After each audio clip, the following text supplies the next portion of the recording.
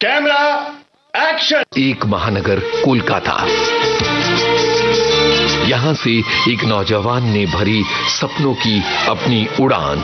उसे मिला रंगमंच का आसमान। जिंदगी की राहों में नौकरी का दामन भी पकड़ा और फिर वो आ गए मुंबई। जाने माने धारावाहिक वागले की दुनिया ने उन्हें एक मुकम्मल पहचान दी।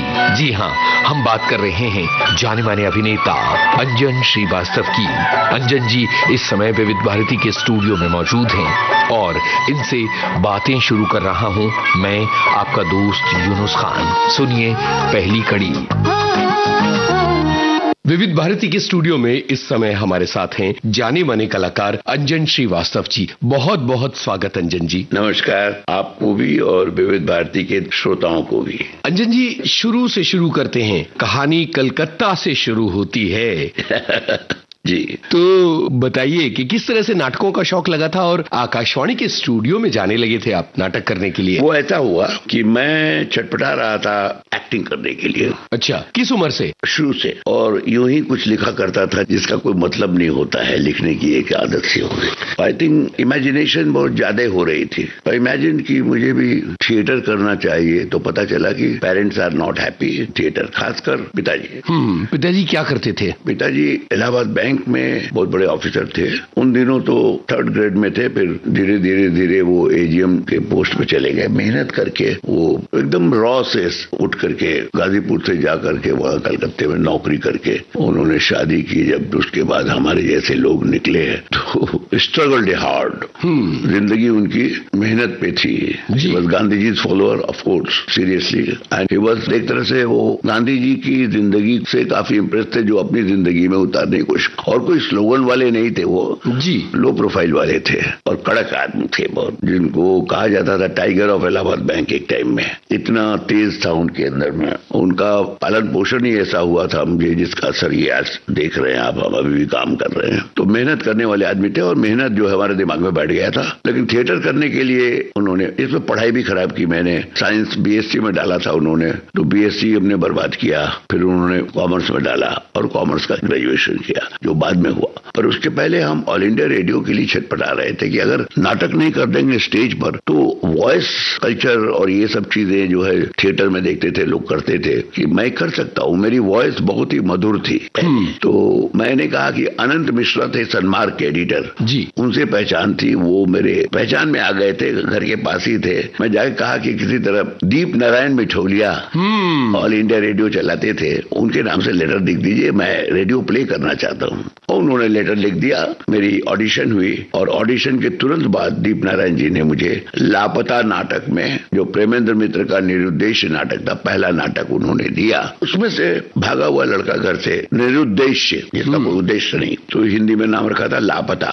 लापता नाटक जो है दीप नारायण जी ने डायरेक्ट किया, प्रोड्यूस किया। उसमें कृष्ण कुमार जी अदाकार के बहुत बड़े डायरेक्टर थे, वो मेरे पिता बने थे। और माँ थी तृप्ति मित्रा की, शंभू बाबू की वाइफ, जो खुद एक इप्टा की स्टॉन्च मेंबर रह चुकी है शंभू बाबू के साथ। तो वो मेरी माँ थी। I was so lucky. And उस नाटक का अप्रिसिएशन मिला खासकर मेरे मामा जी की तरफ से। अच्छा, वो एटमॉस्फेयर जो है आर्ट एंड कल्चर लेके था हमारे ननिहाल, जहाँ पर सली चौधरी जी आते थे और वहाँ मामा के दोस्त थे, और वो हर सैटरडे को आके गाना गाया करते थे बंगला के। क्या बात है, वाह। और हम लोग छोटे छोटे से देखते थे उनको। अपनी पहली वाइफ के साथ आते थे वो। जी जी, बहुत जमाने की बात है। सलील चौधरी, नचिकेता घोष, इप्टा वाला एटमॉस्फेयर जो बाद में देखा हमने, वो वही था जी।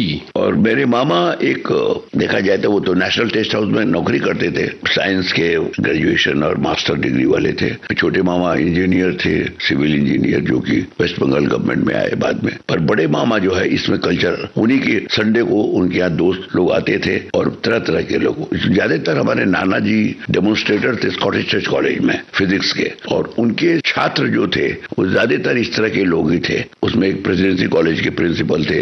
मैंने बहुत सारी लंबी कहानी हो जाएगी। वो एटमॉस्फेयर से मेरे दिमाग में एक इंप्रेशन पड़ता गया, वो एटमॉस्फेयर जो होता था, इसलिए बार बार नाना के घर भाग जाया करता था। अब इधर यहाँ जब ऑल इंडिया रेडियो में मैंने काम किया, जब अप्रिसिएशन हुआ, मामा ने अप्रिशिएट किया और उससे पिताजी थोड़ा इंप्रेस्ड हुए। तो ठीक है, पर पढ़ाई लिखाई पूरी करे और नौकरी करे तो इस सब से क्या होने वाला, जैसे मेंटालिटी हमारी यूपी बिहार की। पर एक चीज है, जो उनके संस्कार हैं उससे बहुत कुछ मिला मुझे। अगर वो स्ट्रिक्ट ना होते तो शायद मैं अभी यहाँ के बहक गया होता। जी जी बिल्कुल। तो वो जो है एक कटिबद्धता आ गई कि मैं परिवार भी चलाऊंगा और ये काम भी करूंगा, ऐसा क्या है कि जो मैं नहीं कर सकता। तो वो कटिबद्धता जो है पिताजी के रेस्ट्रिक्शन से ही आई है। और मैं प्रूव कर दो, माँ से कहता था कि मैं क्यों नहीं कर सकता, और माँ की वजह से ही मैं रेडियो स्टेशन में जा सका। उनकी जाने दीजिए, रेडियो प्ले करने में कोई हर्जा नहीं है, थिएटर नहीं कर रहा है। फिर एक टाइम ऐसा भी आया कि वही कृष्ण कुमार जी ने कहा कि हमारे साथ थिएटर करोगे। वॉइस मधुर थी, बताया आपको, बिल्कुल करना चाहता हूँ।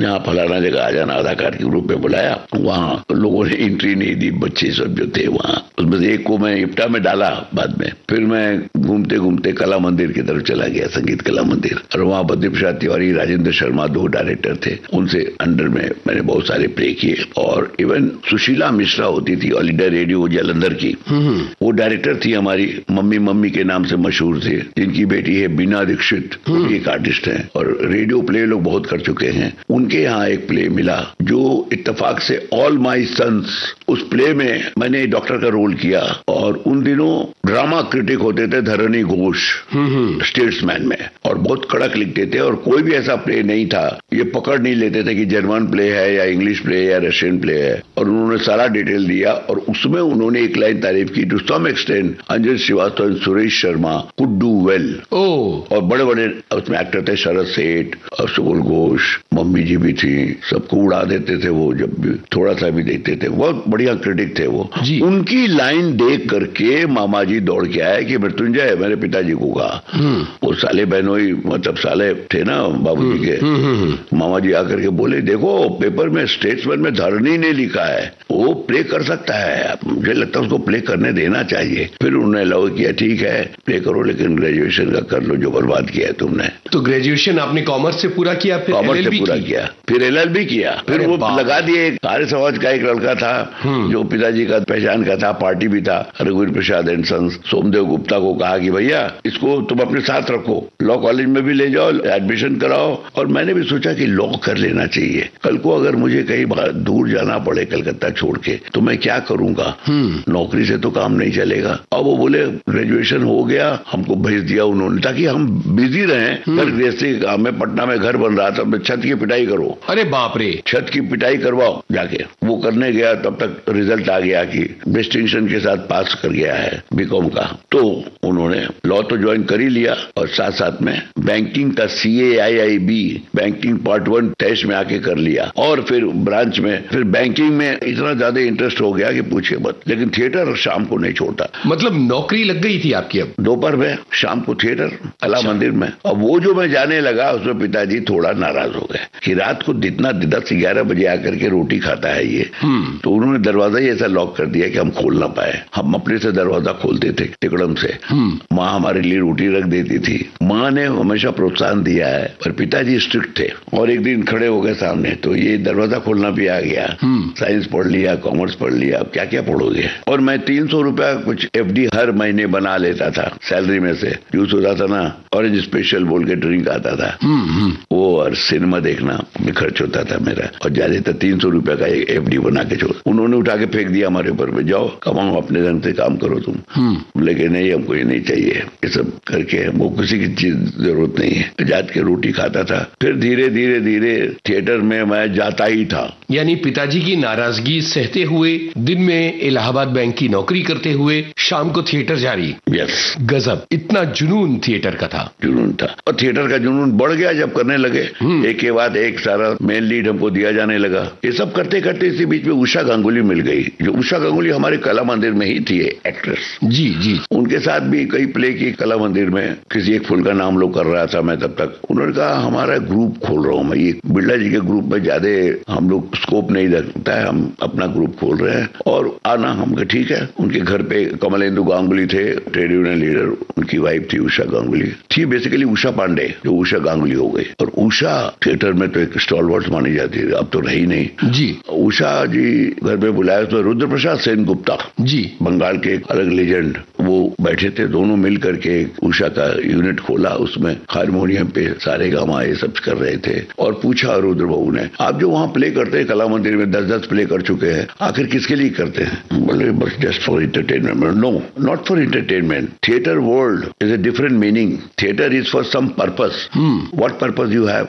What purpose does entertainment? No, social purpose होना चाहिए कुछ। आप किनको थिएटर दिखा रहे हैं, उनके लिए क्या दे रहे हैं? एंटरटेनमेंट खाली। और जो लोग एंटरटेनमेंट खाली नहीं चाहते, कुछ कहानी चाहते, कुछ उसकी बात चाहते, उसके लिए क्या करें? इसलिए थिएटर करने से पहले देखिए कि आप किस तरह का प्ले कर रहे हैं और क्यों कर रहे हैं। तो आपका कमिटमेंट और बढ़ेगा और एक्टिंग का साइड और बढ़ेगा। इन सब चीजों से धीरे धीरे धीरे यहाँ परिवर्तन होने लगा और बर्फ की मीनार लास्ट रेपर्टरी चलने लग गया था हम लोगों का। हर सैटरडे को हम लोग करते थे, अनामिका कला संगम संडे को करती थी, अदाकार फ्राइडे को करती थी। इस तरह से करते करते करते तो सुरेश शर्मा हमारे साथ बहुत सारा प्ले किया, अब नहीं रहा वो भी। उसने कहा तू बंबई चला जा, यहाँ का पॉलिटिक्स ऐसा है कि ये 3 ग्रुप है, तीनों में होता है, आप यहाँ से वहां जाएंगे तो वो नाराज हो गए। तो ये सब चलता था और एंड में ऐसा मौका आया, सुरेश ने ही मुलाकात कराया ऋषिदा के एक मामा से, और वहां से 3 शॉट बताता हूँ, बहुत लंबा हो जाएगा। और इंचक टायर के डायरेक्टर थे मेहता जी, उनकी वाइफ थी पल्लवी मेहता,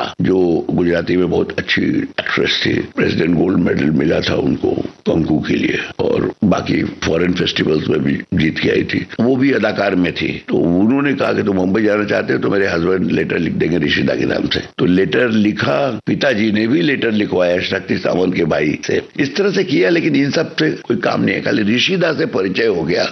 और ऋषिदा ने कहा कि बेटा कोई फैक्ट्री नहीं है कहीं पर, यहाँ पे हम एक्टर बनाए, जो भी इंस्टीट्यूट है वहाँ टेक्निकल सिखा सकते हैं, लेकिन एक्टर वो थिएटर करते करते ही ठीक रहता है, इसलिए थिएटर कभी मत छोड़ना। क्या बात, ऋषिकेश मुखर्जी ने कहा था जी। तो इस तरह से अंजन जी आप मुंबई आ गए, यहाँ थोड़ी देर के लिए रुकते हैं और आपकी पसंद का एक गाना सुनते हैं। जी, गाना कौन सा होगा? किसी की मुस्कुराहटों पे हो निसार। क्या बात है, ये गाना सुनते हैं। राज कपूर की याद आ गई। बिल्कुल बिल्कुल आ गई।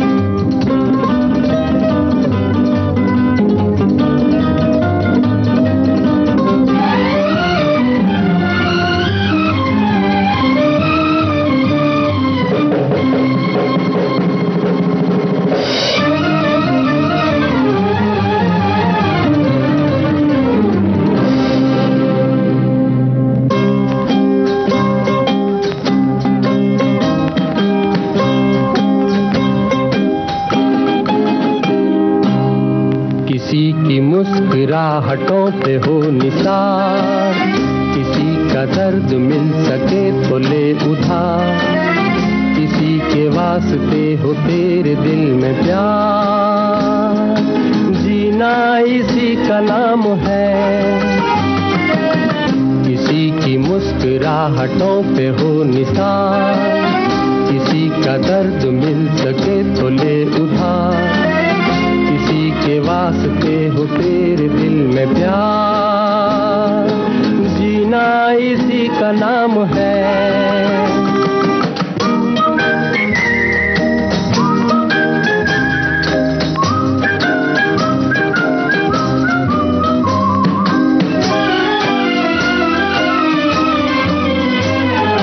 माना अपनी जेब से फकीर है, फिर भी यारो दिल के हम अमीर हैं। माना अपनी जेब से फकीर है, फिर भी यारो दिल के हम अमीर हैं। मिटे जो प्यार के लिए वो जिंदगी, जले बाहर के लिए वो जिंदगी। किसी को हो ना हो हमें तो एतबार, जीना इसी का नाम है।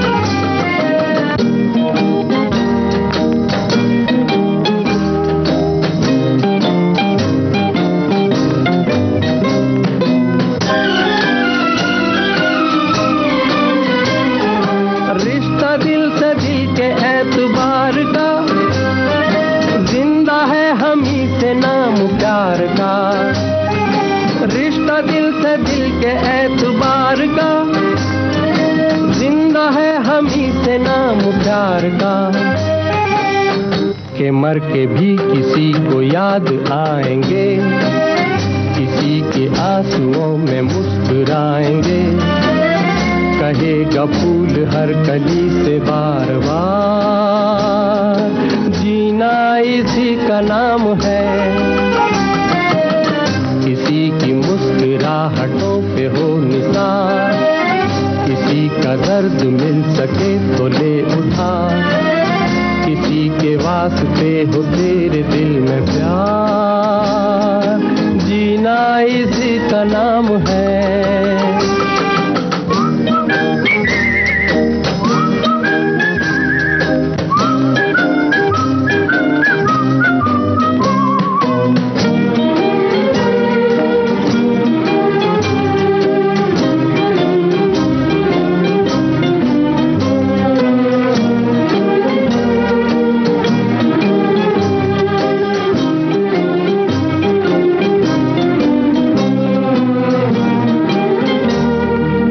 अंजन जी, आपने कहा कि जो आपकी सैलरी होती थी वो ऑरेंज जूस में खर्च होती थी और सिनेमा में। उस दौर में कौन कौन सी महत्वपूर्ण फिल्में देखी थी जो याद रह गई? अब ये तो इतना याद नहीं, बहुत सी मेमोरी हमारी गई हुई है जी। पर बलराज जी की फिल्म तो पिताजी खुद ही दिखा देते थे। हाँ हाँ। बंटवारा एक फिल्म देखी थी, मुझे याद है जी। और बाकी जो जो लगती थी वो देखता जाता था मैं जी।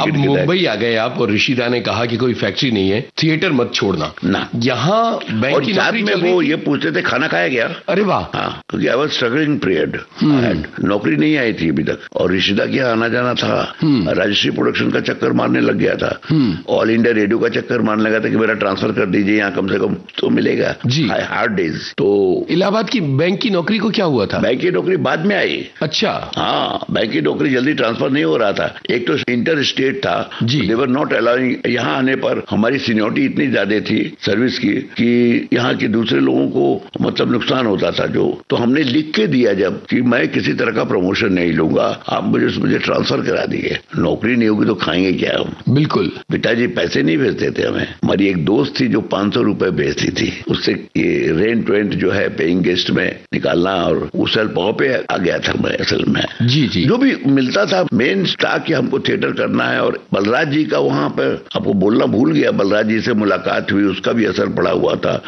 मोतीलाल जी को अपनी आंखों से देखा, उसने डुप्लीकेट मास्टर जी ने हमको कंधा लगा करके, धूमल साहब नहीं आए थे तो उनकी जगह पे खड़ा करके डबल पॉइंट ऑफ व्यू से बलराज जी का शॉट लिया। तो बलराज जी की लाइफ भी पढ़ी फिल्म फेयर मैगजीन में और देखा कि किस तरह से वो करते रहे हैं रियलिस्टिक, तो उसका भी बहुत बड़ा असर है हमारे काम में। तो ऋषिदा ने वो गोलमाल में एक काम दिया। तब तक मेरी नौकरी आई तो मैं दिनेश ठाकुर का प्ले कर रहा था, आपको इप्टा में अभी एंट्री नहीं मिली थी, तब तक इप्टा का काम आ ही रहा था, मतलब मुलाकात हो गई थी, एट द सेम टाइम नौकरी आ गई थी। इसलिए उन्होंने कहा कानपुर जाना है शो लेके, तो हमने कभी बाहर नहीं जा सकते। तो मैंने अपनी जगह पे एक अदाकार ग्रुप का एक लड़का वहीं बम्बई में आया हुआ था, राजीव वोरा, उसको कहा कि तू ये प्ले कर ले ताकि इनका प्ले चलता रहे, प्ले नहीं रुकना चाहिए जी। और फिर हम इप्टा में चक्कर मारने लगे और इप्टा का स्ट्रगल एक अलग ही है, बहुत लंबा हो जाएगा वो। जी जी। लेकिन गोलमाल में आपको काम मिल गया था? गोलमाल में एक छोटा सा काम दिया ऋषिदा, घर से बुला के दिया उन्होंने। जी जी। अपने लड़के को भेजा कि जाके बुला के अर्जुन को ले, last day of the shooting Golmaal, इसल स्टूडियो में लेके आ जाना। और लेके आया, वही कपड़े पहनाए, ओम प्रकाश जी मिले, उत्पल दत्त मिले और केशव मुखर्जी मिले। क्या बात है। 3 बड़े एक्टर जो है उस समय, अब तीनों नहीं रहे जी, और ऋषिदा भी नहीं रहे। तो याद है उस दिन किस गोलमाल के बाद बेमिसाल में भी काम किया आपने? बेमिसाल फिल्म में? बेमिसाल तो बहुत बाद आया जी, और सिल्वर जुबली खुली हुई, हमको भी बुला के घर में ट्रॉफी दिया उन्होंने, घड़ी वाली ट्रॉफी थी जी। और हंगल साहब भी थे, और तब तक इप्टा ज्वाइन कर चुका था मैं।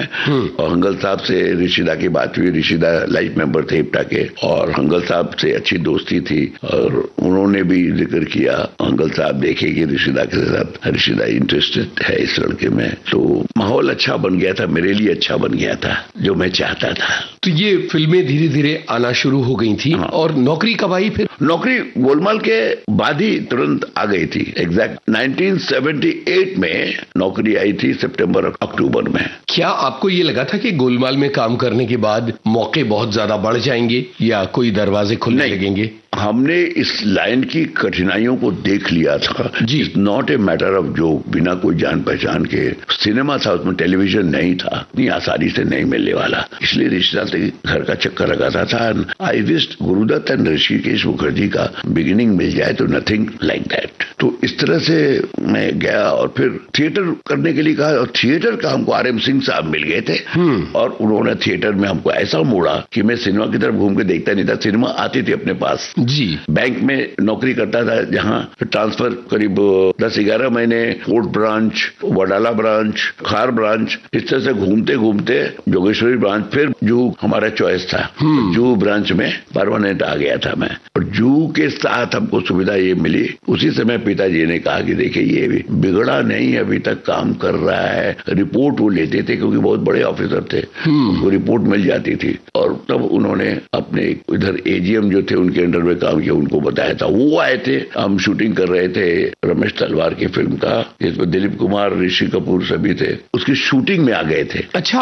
हाँ, AGM जी। एंड ही वाज हैप्पी मुझे देख करके हम काम कर रहे हैं। तो खाली इतना कह दिए भाई इलाहाबाद बैंक का ध्यान रखना। क्या बात है, इन लोगों से बोलो ना डिपॉजिट के लिए। तो जो बैंक, और वहां से मेरी रवानगी शुरू हुई, चेयरमैन आया, वो भी ही वाज हैप्पी। फिर मैं दुनकी में लग गया थिएटर के जी। ये दोनों इतना ज्यादा हो गया कि बेटा एक्टर का काम ये नहीं है कि सिर्फ नाटक करते रहे, एक्टिंग करते रहे, एक्टिंग के पीछे लिखना, पढ़ना, ये म्यूजिक चलाना, लाइटिंग करना, ये सब चीज भी जानना चाहिए जी जी। और पढ़िए, RM सिंह बहुत बड़े टीचर थे, बलराज जी के बहुत अच्छे दोस्त थे, वो दोनों मिलके बहुत कुछ किए। अजहर का ख्वाब, माय फेयर लेडी को उन लोगों ने किया है जी। वहीं पर बहुत बड़ा नाटक, उसी समय में सत्तू भी आए थे जी, तो दोनों मिल करके डायरेक्ट किए थे। तो धीरे धीरे ऐसा हुआ कि थिएटर में RM सिंह ने जो हमें कोच किया, बहुत कड़क टीचर थे, जो कोच किया, और क्यों हम मार्क्सिस्ट थ्योरी को यूज करते हैं अपने एक्टिंग में, वो साइड बताया। मतलब I am not asking you to be a party member, politics नहीं, but how Marxism will be very helpful for your acting जी। क्योंकि किसी भी कैरेक्टर का एक पहलू होता है सोशल एस्पेक्ट, पॉलिटिकल एस्पेक्ट जी, और इकोनॉमिकल एस्पेक्ट। तो किसी भी कैरेक्टर को जब आप देखेंगे तो उसका ये तीनों चीज का ध्यान रखिए, सब उसके ऊपर स्टडी कीजिए, तब वो कैरेक्टर को करिए। तो ये जो प्रोसेस है, तो हमको लोग स्टैनिस्लावस्की बोलने लग गए थे, स्टैनिस्लावस्की के, और हंगला गया है, एक हंगल भी बहुत फॉलो करते थे जी। तो इस तरह से सिस्टमेटिक मुझे इप्टा में भी बहुत जबरदस्त ट्रेनिंग मिली, और वहां वो ट्रेनिंग मिली जो रुद्रबाबू बोलते थे कि प्ले क्यों करते हैं, किसके लिए करते हैं और क्यों करते हैं। और यही लिखने के लिए जो इंस्पायर किया RM सिंह ने, मैंने सलील चौधरी का एक नाटक लिखा हुआ था उन्होंने, अच्छा, आप कौन है, क्या करते हैं, क्या करना चाहते हैं, ये नाम से मुझे ट्रांसलेट किया मैंने, वाह वाह, बांग्ला से हिंदी। और बासु भट्टाचार्य उसी समय आए थे वाइस प्रेसिडेंट के रूप में, उन्होंने मुझे कहा कि तुम इसको ट्रांसलेट करो और सब देखो, बच्चों को तैयार करो क्या क्या करें। और उन्होंने प्ले उतार दिया, और हाउसफुल बांद्रा रंग मंदिर जो है अभी जो बना है, जहाँ बांद्रा ओपन एयर थिएटर हुआ करता था, तो वहां पर हाउसफुल, तो सब एक्टर एक्ट्रेस बहुत लोग आए हुए थे। इप्टा का बहुत बड़ा सेलिब्रेशन हो रहा था, उसी में कन्हैयालाल जी भी आ गए थे, होरी नाटक हो रहा था। क्या बात है। हाँ, वो भी बड़ा मजेदार घटना था वो। खैर वो लंबी कहानी हो जाएगी फिर आपकी। तो इस तरह से हमारी जर्नी चली गई, जो आज तक चल रही है। बिल्कुल, थिएटर की जर्नी तो मैं छोड़ने वाला नहीं, जीवन के अंत तक ये ईश्वर से प्रार्थना करता हूँ कि लाइफ के अंत तक मैं थिएटर करता रहूं बस। बिल्कुल बिल्कुल, बाकी कुछ करूँ या अब अंजन जी एक और गाना सुनते हैं, फिर आगे की बात करेंगे। हाँ, तो कौन सा गाना होगा? सब कुछ सीखा हमने, ना सीखी होशियारी। क्या बात है, सच है दुनिया वालों कि हम हैं अनाड़ी। अनाड़ी फिल्म का ये गाना सुनते हैं।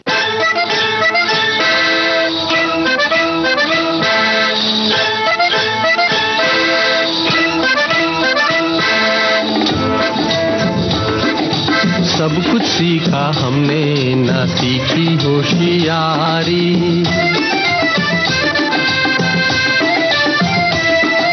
सब कुछ सीखा हमने ना सीखी होशियारी। सच है दुनिया वालों के हम हैं अनाड़ी।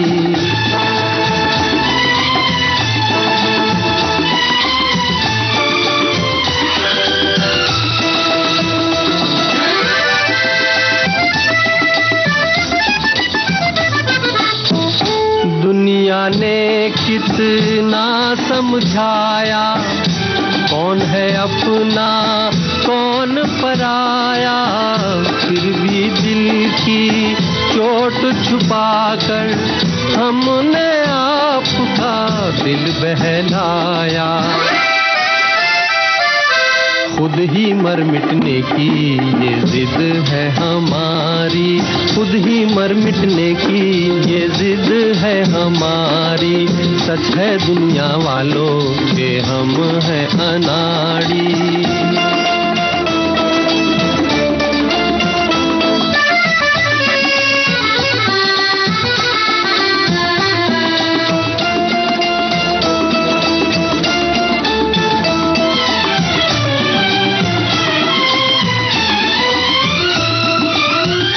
दिल का चमन उजड़ते देखा, प्यार का रंग उतरते देखा। हमने हर जीने वाले को धन दौलत पे मरते देखा। दिल पे मरने वाले मरेंगे भिखारी। दिल पे मरने वाले मरेंगे भिखारी। सच है दुनिया वालों के हम हैं अनाड़ी।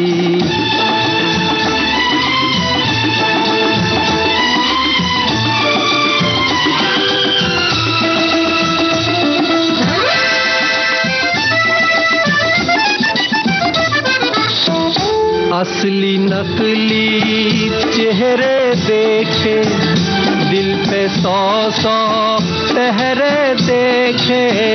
मेरे दुख पे दिल से पूछो, क्या क्या ख्वाब सुनहरे देखे।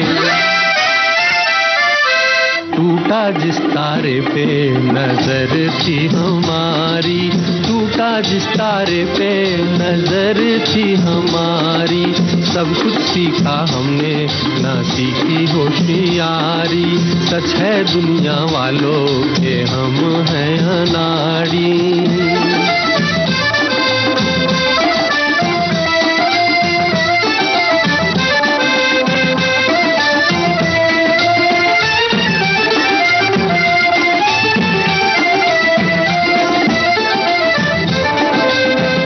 अंजन जी, मुंबई की बातें चल रही हैं और यहाँ एक मकाम आता है जब जेपी दत्ता आपको बुलाते हैं गुलामी फिल्म के लिए। उन्हीं दिनों की बात है। राइट जी, बताइए। जेपी दत्ता सिर्फ थिएटर से बुलाते हैं जी। अवतार गिल कॉमन फ्रेंड रहा है उनका। और अवतार ने कहा कि जेपी दत्ता से जाके मिलो, तुमको याद कर रहा हूं। क्यों? वो क्या है, कोई मुनीम का रोल है उस फिल्म में। गुलामी बड़ी फिल्म है। हाँ। मल्टी स्टार बजट वाला है। ये हबीब नाडी अडवाला बना रहे हैं और जेपी दत्ता उसको डायरेक्ट कर रहे हैं। तो मैं जाके मिला तो बोला, क्या थिएटर क्यों करता है? सब थिएटर तो करूंगा ही मैं। थिएटर करने की चीज है। हम कहा जी, थिएटर से तो मैं सीखा हूँ। क्या करेगा? जो आप कराएंगे। जेपी ने कहा कि ऐसा रोल वो लोग पहले तय कर चुके थे, ये बहुत आराम से कर। रमेश तलवार पसंद करते थे मुनीम जी का रोल। वो कन्हैयालाल में बहुत बढ़िया करता था उन दिनों। अच्छा।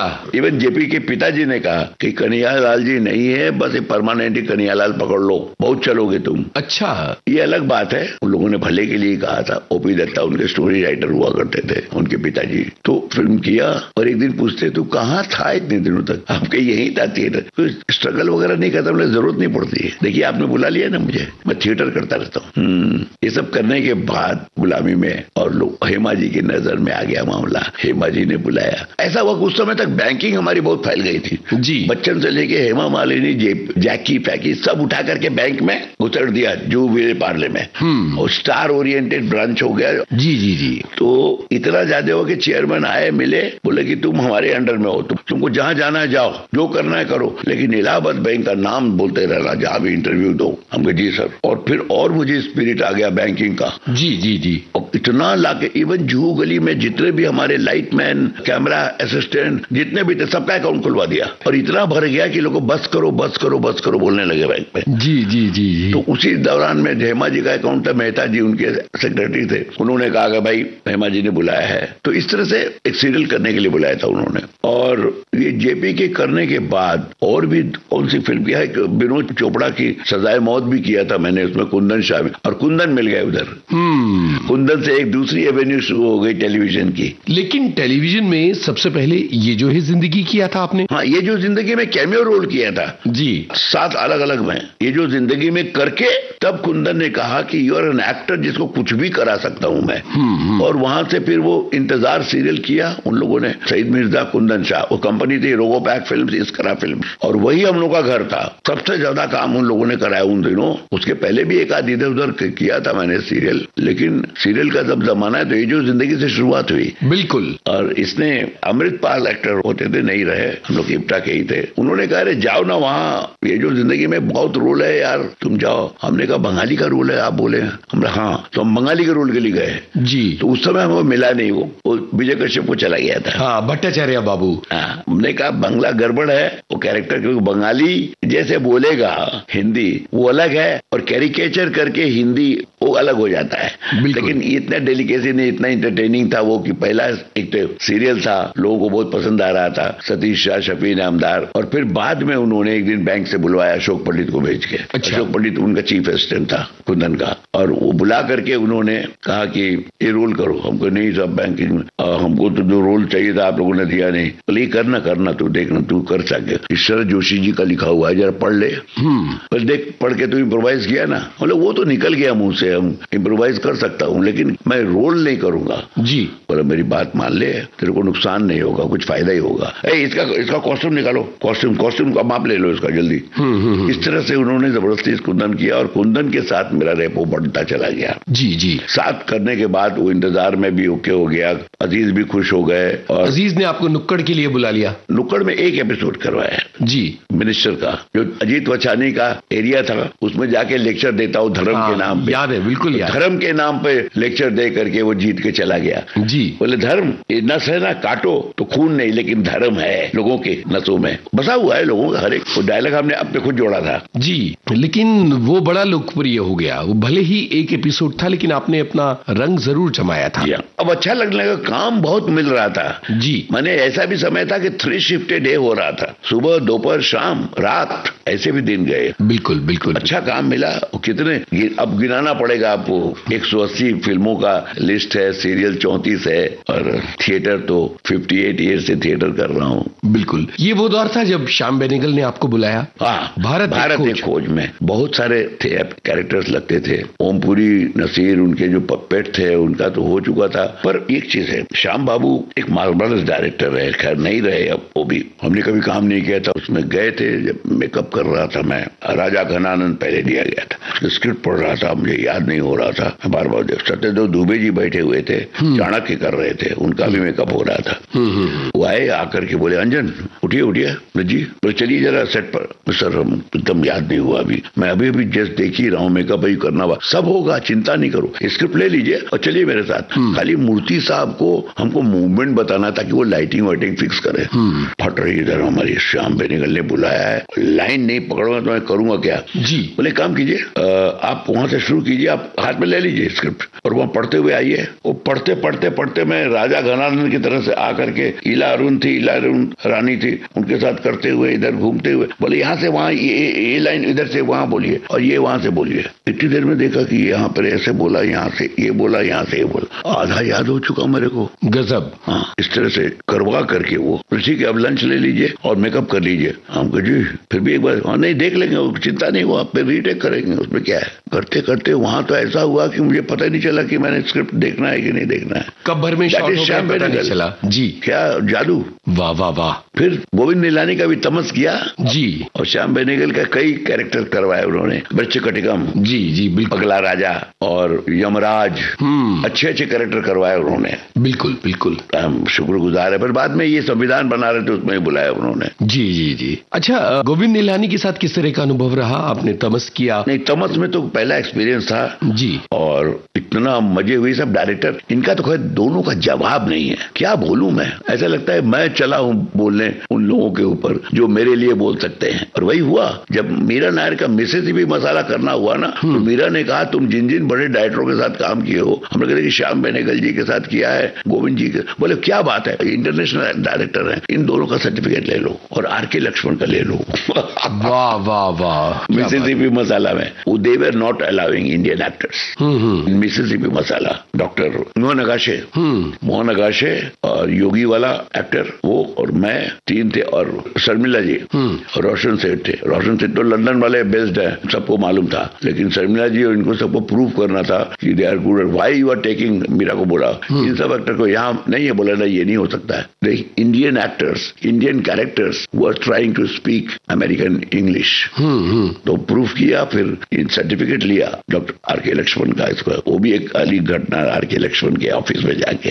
वाह, कहानियां बहुत है सर। यहाँ एक गाना सुनते हैं सर, उसके बाद आगे बढ़ते हैं। हाँ, इसमें तलत जी का गाना लगाइए ना, तस्वीर बनाता हूँ तेरी, तस्वीर नहीं बनती। क्या बात है, क्या बात है। ये गाना सुनते हैं।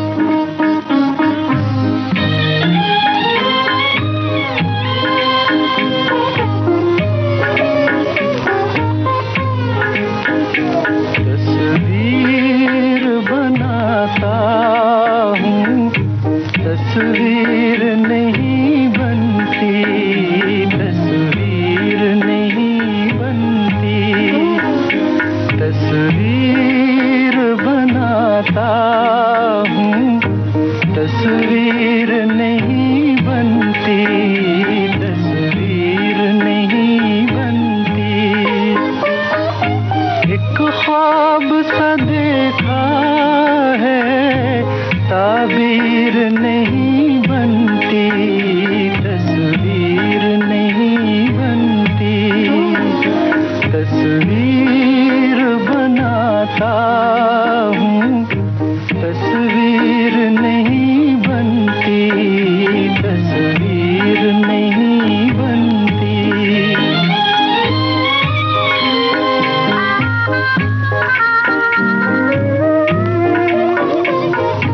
बेदर्द मोहब्बत का इतना सा है अफसाना, बेदर्द मोहब्बत का इतना सा है अफसाना। नजरों से मिली नजरें, मैं हो गया दीवाना। अब दिल के बहलने की तदबीर नहीं बनती, तस्वीर नहीं बनती, तस्वीर बनाता हूँ, तस्वीर नहीं बनती, तस्वीर नहीं बनती।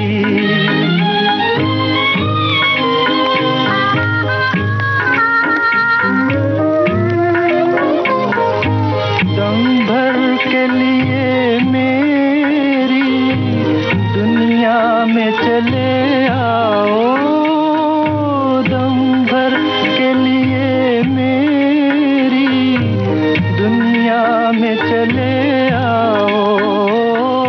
तरसी हुई आँखों को फिर शक्ल दिखा जाओ, मुझसे तो मेरी बिगड़ी तकदीर नहीं बनती, तस्वीर नहीं बनती, तस्वीर बनाता हूँ, तस्वीर नहीं बनती, तस्वीर नहीं बनती, तस्वीर बनाता हूँ। अंजन जी, यहाँ वो दौर आ जाता है जो एक तरह से आपकी पहचान बनता है और आपको वागले की दुनिया के लिए बुलाया जाता है, और उसके बाद एक तरह से फिल्मी दुनिया में आपकी जो पहचान है वो अंजन श्रीवास्तव की कम और वागले की ज्यादा हो जाती है। ये कैसे हुआ?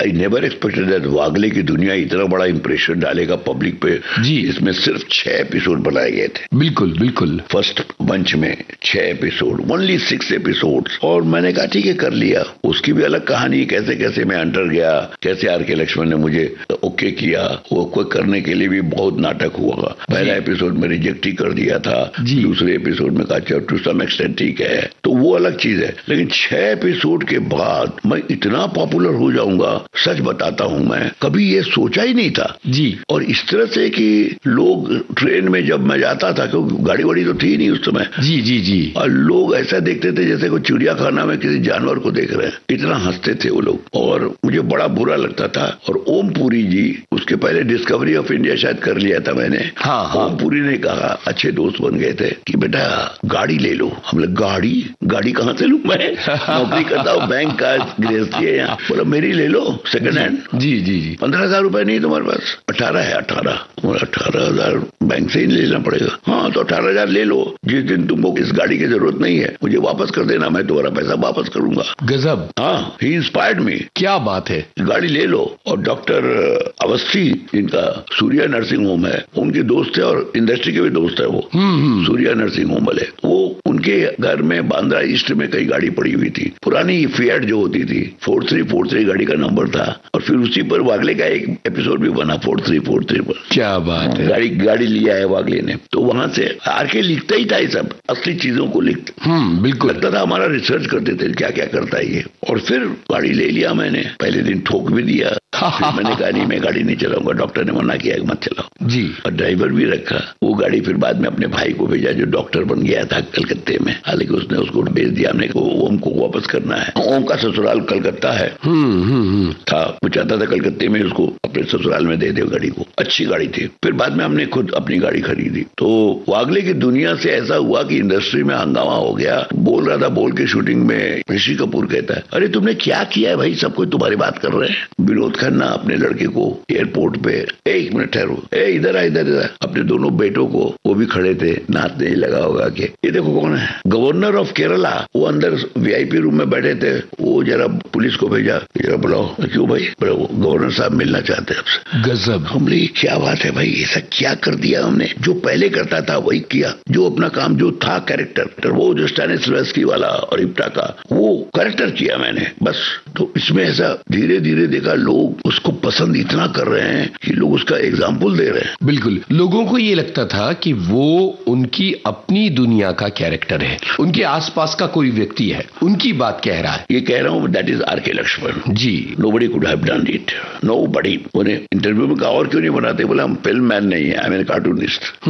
और जो फिल्म का आइडिया उनको है और एक्टिंग का जो पहले दिन हमको दिखाया उन्होंने, आई कैन नॉट इमेजिन कि R K. Laxman is such a nice actor, he could have done anything, कुछ भी कर सकते थे वो। बिल्कुल। पर रिलीजियसली उन्होंने कार्टून और छोटी छोटी मूर्तियां गणपति की, कौवे की बनाते थे, घर में भरे थे। क्या बात है। बहुत अच्छी दोस्ती हो गई थी। पूछते थे तुम्हारे पास वॉशिंग मशीन है, हमने कहा नहीं है, तुम मेरी वाली ले जाओ सेकेंड हैंड, पैसे दे देना चलो। वाह वाह वाह, ऐसे भी दिन थे। भारती अचरेकर ने आपकी पत्नी की भूमिका निभाई थी वागले की दुनिया में, कोई किस्सा सुनाइए शूटिंग से जुड़ा हुआ वागले की दुनिया का। वो तो वहाँ पुराने वागले की दुनिया का इंटरेस्टिंग होगा। बिल्कुल। कि इतना ज्यादा कुंदन टेक करता था, 14, 15, रात के 2 बज जाते थे, और दूसरे दिन फिर 9 बजे बुलाता था।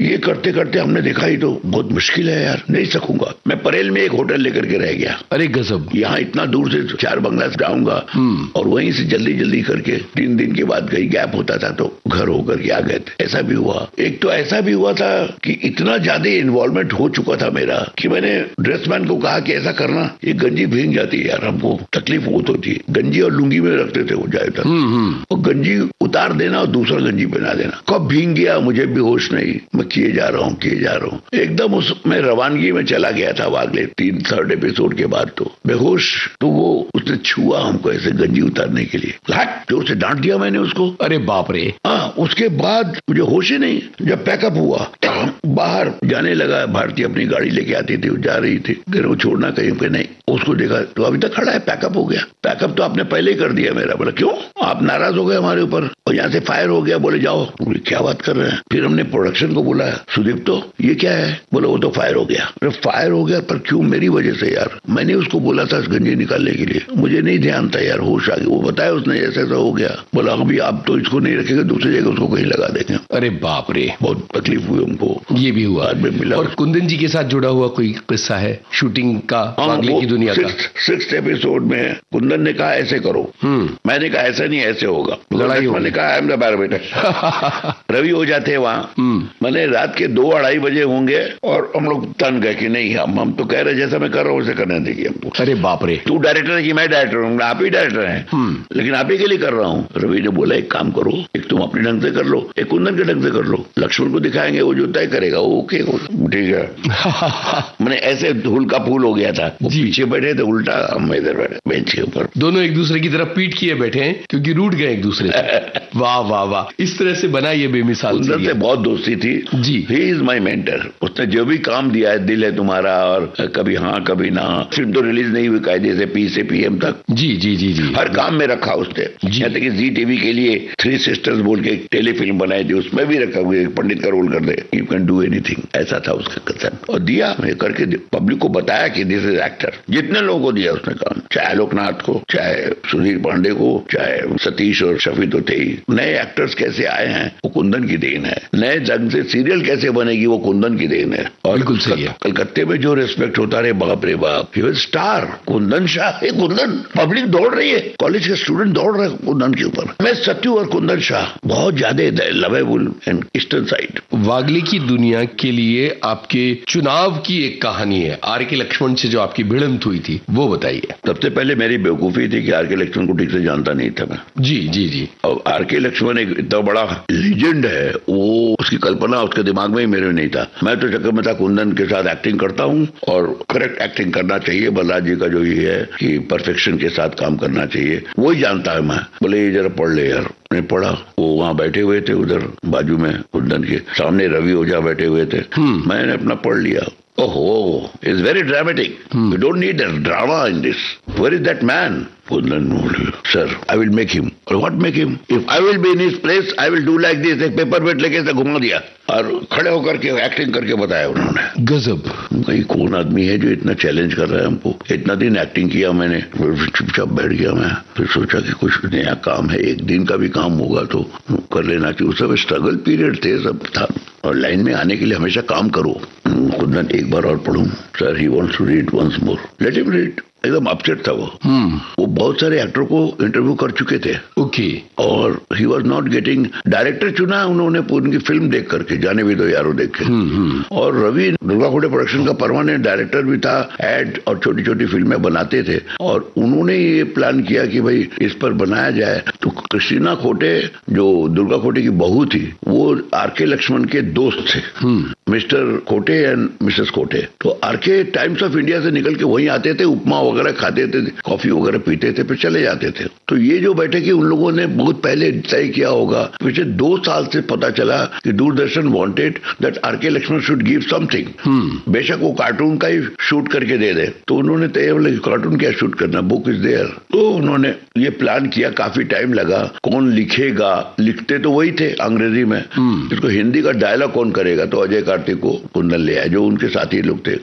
वो भी एक अलग कहानी है, वो लंबी हो जाएगी। अजय कार्तिक उनका बड़ा वाला एक्सेंट्रिक आदमी, बहुत मुश्किल के साथ लिखना। जैसे आप कर रहे हैं तो बोले इसका डायलॉग क्या होगा, what you will write for this dialogue. अरे बाप रे। टेल, बोलने डायलॉग नहीं होगा, instruction. What instruction? The actor should do on his own, there is no instruction. Okay, only where you have to say something you write, that's all. तो ऐसा भी था। मुझे भी बहुत सारी चीजें पढ़ते वक्त नहीं मालूम पड़ेगी ये सब क्या है। तो आपने दोबारा जब मैंने पढ़ा जी, तो उन्होंने कहा कि okay let him do first episode, let us see क्या निकलता है रिजल्ट। ऐसा नहीं कि वो बना के तुरंत भेजना पड़ेगा। वो बोले कि हम देखेंगे बना के दे सकते हैं कि नहीं, हमारी चीज जब आएगी तो आनी चाहिए। And actually he wanted something international. Formula film तो बिल्कुल ही पसंद नहीं करते थे, जिसके लिए जाने भी दो यारों का डायरेक्टर को चुना। जी जी, बिल्कुल ही पसंद नहीं करते थे, जानते सभी थे वो। सब बड़े बड़े लोग उनके पहचान के थे ही, गवर्नर हो, चीफ मिनिस्टर हो, जो भी हो। तो वहां से पढ़ा, हमको दिया। 1 महीने के बाद एक दिन शूटिंग रखी गई। रवि ओझा ने कहा कि ये शूटिंग है। शूट हो गया पहला एपिसोड, जहां मैं नौकरी छोड़ के जाता हूँ। जाते वक्त हाफ पैंट यानी अंडरवियर, शर्ट, टाई, बोलते टाई कंपनी की है, टाई खोल के दे देता है। वॉचमैन को नमस्कार करके बाहर निकल जाता है, वहीं पर फ्री हो जाता है। उसके बाद तो अपनी कंपनी खोलता है। जो भी पहला एपिसोड देखने के बाद आर के साहब ने कहा कि to some extent you could do, you have controlled him, it's better, he has to control more. अरे बाप रे। इधर क्रिस्टीना खोटे का अपने कन्हैयालाल चढ़ा हुआ था। हम लोग वो ड्रामा है, लाउड एक्टिंग करते हैं जी, और वो एकदम अंडर सटल एक्टिंग। क्या है ना, इतना ही, न ज्यादा खुश होगा न ज्यादा रोएगा, बीच में रहेगा कॉमन मैन। उन्हें रो सकता है न हंस सकता है, दैट ही वांटेड टू से।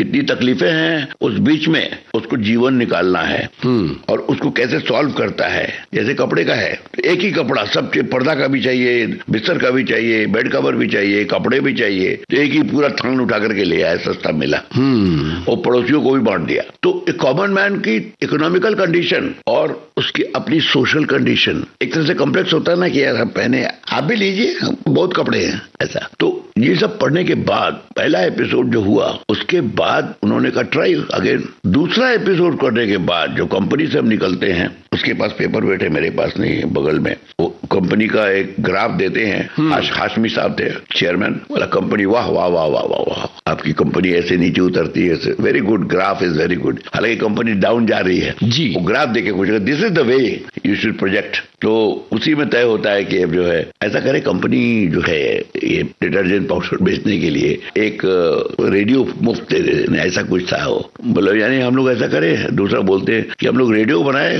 कंपनी के जो पाउडर और डिटर्जेंट तो बहुत पड़े हुए स्टॉक में, वो सब ऐसे चला जाएगा, साथ में रेडियो बनाए, वो भी तो खर्चा मुफ्त में देना है। मैंने इस तरह का अजीब अजीब ह्यूमर था उसमें। और एंड में वो बैंक में जाता है लोन लेने के लिए, लोन लेते वक्त वहां से मैनेजर बोलता है कि डाकू को पकड़ लेता है, विजय कश्यप वगैरह तीनों थे, पकड़ लेता है डाकू को, चोर चोर चोर, पुलिस पुलिस पुलिस करके, सिंपल आदमी जैसे करेगा डर के मारे। इतनी हिम्मत थी कि पुलिस पुलिस बोल के छुपता भी था वो वहां से निकल के एक बड़ा क्लाइंट, हाँ, उसके सामने बघारता है कि मैंने पकड़ लिया, बोलिए ना, अब आप बोल ही नहीं रहे, हाँ ठीक है रुको। मैनेजर जो है अब वो बता कि हमने उसको भगा दिया, चला गया वो, बैंक इज वेरी सेफ, वो अपना बिजनेस कर रहा है। हाँ हमने सर मेरा लोन, हाँ हाँ आप बाहर शर्मा जी उनसे बैठ करके मिल लीजिए, वो बता देंगे आपको। हाँ। फिर उसी की बात हो रही है, ये चमचागिरी करने की कोशिश कर रहा है, लेकिन मैनेजर को खुश करने की कि हाँ कर दीजिए, वो बाहर उल्टे कदमों से जाता है। वो मैंने अपने खुद क्रिएट किया था। अच्छा। चार्ली चैपलिन का एक सीन देखा था, जब दुखी होता है तो कैसे वापस चला जाता है, आंसू भी आ जाते हैं वहां। बोले रोना नहीं, रवि ओझा जाके बोला रोना बिल्कुल नहीं, लक्ष्मण अलाउ नहीं करेगा, रोने जैसा हो जाओ चलेगा। और he like anything. Second episode RK ने सेकंड वो दिखाया जाता था हर एपिसोड, तब वो पास होता था, ओके बोला ना, he is the barometer, he understood what I want. यहाँ से वो इम्प्रेस हो जाते हैं आपसे और फिर आगे का सिलसिला है कि लास्ट डेज में आवाज बंद हो गई थी। बीच कैंडी में गया था देखने के लिए, हालांकि अक्षय कुमार जी भी गए थे, लेकिन बीच कैंडी में रोने लगे हमको देख। अरे बहुत चाहते थे, इतना सुना मैंने, उनकी वाइफ बता रहे थे कमला जी, पुकार में मैंने कमला जी यूज किया था, कमला भाभी। खैर वो लंबी कहानी हो जाएगी। यहाँ एक गाना सुनते हैं, फिर आगे की बात है। गाना हमने कुछ चुना है जी आपके श्रोताओं के लिए। हर फिक्र को धुएं में उड़ाता चला गया। क्या बात है, हम दोनों का गाना है, हम दोनों फिल्म का ये गाना सुनते हैं।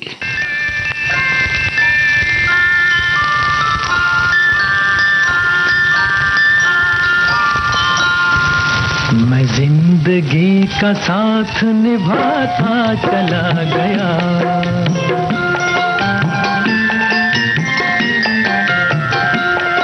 हर फिक्र को धुएं में उड़ाता चला गया, हर फिक्र को धुएं में उड़ा।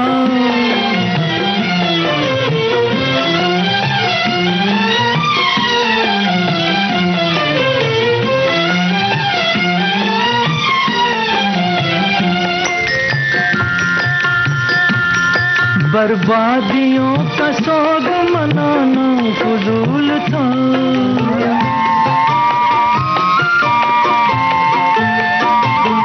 बर्बादियों का सोग मनाना फजूल था, मनाना फजूल था, मनाना फजूल था।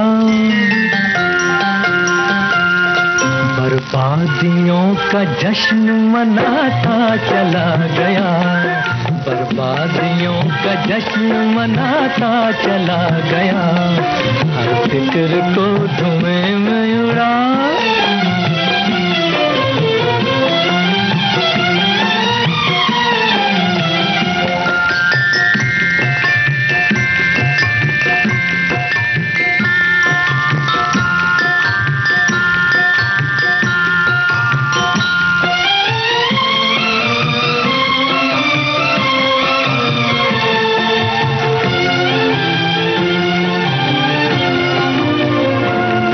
जो मिल गया उसी को मुकद्दर समझ लिया,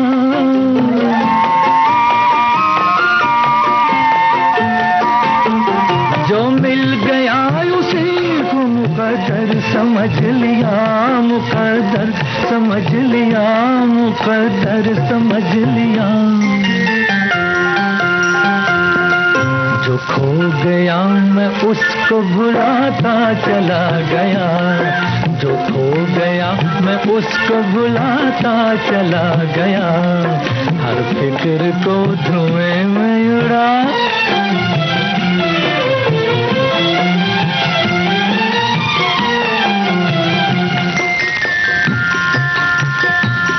गम और खुशी में फर्क न महसूस हो जहां,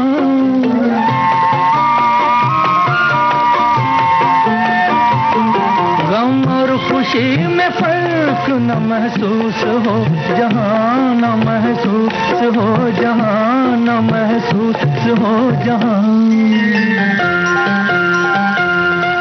मैं दिल को उस मकाम पे लाता चला गया, मैं दिल को उस मकाम पे लाता चला गया, मैं जिंदगी का साथ निभाता चला गया, हर फिक्र को धुएं में उड़ाता चला गया। जाने माने अभिनेता अज्जन श्रीवास्तव से आपके इस दोस्त यूनुस खान की बातचीत का पहला भाग अभी आपने सुना। रिकॉर्डिंग इंजीनियर किरण बंग और प्रस्तुतकर्ता जुबैर खान। इस कार्यक्रम का दूसरा भाग आप सुनेंगे अगले हफ्ते।